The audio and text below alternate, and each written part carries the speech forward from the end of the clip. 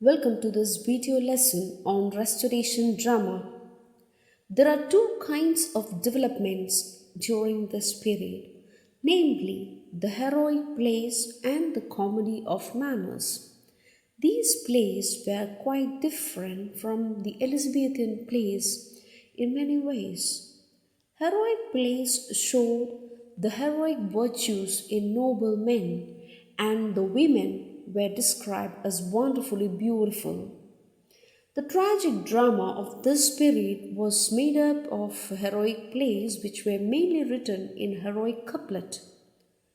The main character in these plays was torn between the patriotic duty to their country and their duty as a lover.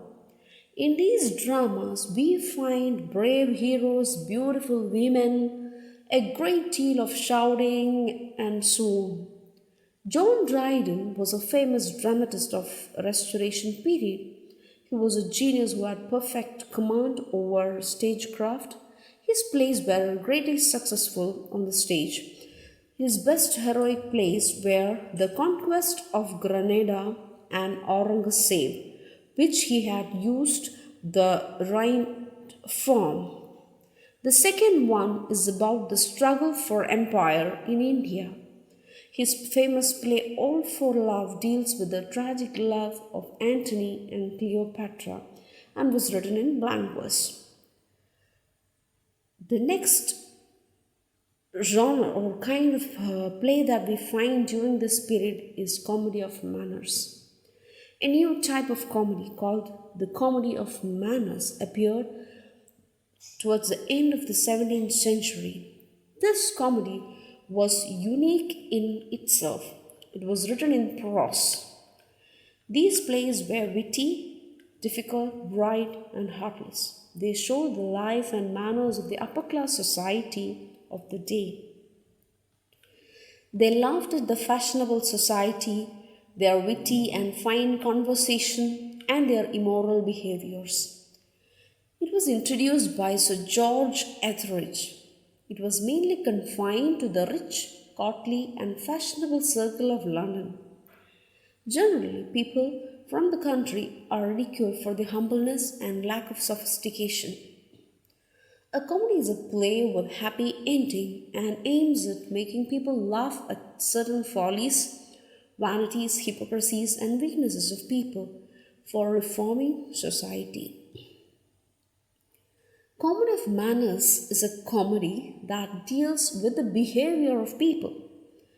This kind of comedy was a dominant genre of drama during the Restoration period. There is a satiric tone in these comedies. The use of witty language is meant to highlight the artificial values of the people concerned. Oscar Wilde's The Importance of Being Earnest also belongs to this category of plays. Actually, he revived these comedy of plays later on. Comedy of manners is well suited to expose the superficial values of the upper class society. The hypocrisies of this class are satirized by exposing their behavior. Restoration comedy of manners exposes the issues of adultery, fortune hunting, commercialization of love and marriage, and so on. The characters do not take love and marriage as sacred, but as more of a mercenary venture. This play gives us insights into the then Restoration upper class society. The immoralities in their life are brought to the surface. The use of wit is very remarkable. The characters use language that is brilliant on the surface, but it is all hollow within. The language shows the bankruptcy of emotional and psychological depth, and the dialogues are short and sharp. Such witty language is best suited to depict the artificial values of the people. The characters are gallants, fobs, dandies, and so on. A charge of immorality has been brought against such plays. Such plays are neither very realistic nor great works of art. In The Importance of Being Earnest, Wilde satirizes the values of then Victorian upper class society. It doesn't represent the whole cross section of the society. The same is true with the other writers. Congreve's The Way of the World George Etheridge's The Man of Mode, which shows the immoral manners of the society. William Wycherley was a satirical dramatist, and his best work is The Country Wife, and the other one is The Plain Dealer. Sentimental comedy is yet another dramatic genre of the 18th century, denoting plays in which middle class protagonists triumphantly overcome a series of moral trials, unlike the comedy of manners, which depicted the upper class society. In the 1800s, in Britain, a new form of drama emerged known as the sentimental comedy of the 18th century. It was, in fact, a reaction against the comedy of manners which was popular during that period. The comedy of manners was characterized by light-hearted fun, rude, and severe dialogues. The aim of writers of comedy of manners was to make fun of the holy characters. Such comedy aimed at producing tears rather than laughter. Sentimental comedies reflected contemporary philosophical conceptions of humans as inherently good, but capable of being led astray through bad example. By an appeal to his noble sentiments, a man could be reformed and set back on the path of virtue.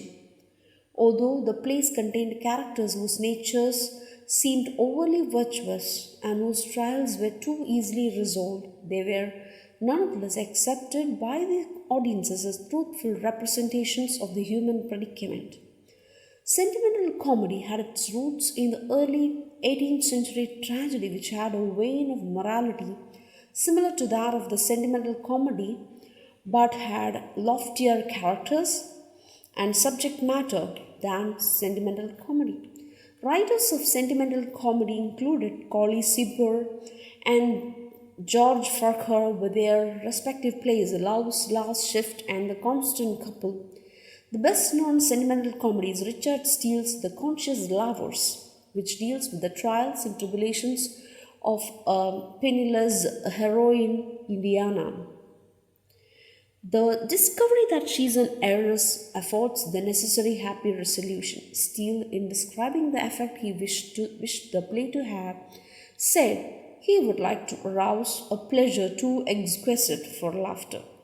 Sentimental comedies continue to coexist with such conventional comedies as Oliver Goldsmith's She Stoops to Conquer and Richard Brinsley Sheridan's The Rivals until the genre waned in the early 19th century. Thank you.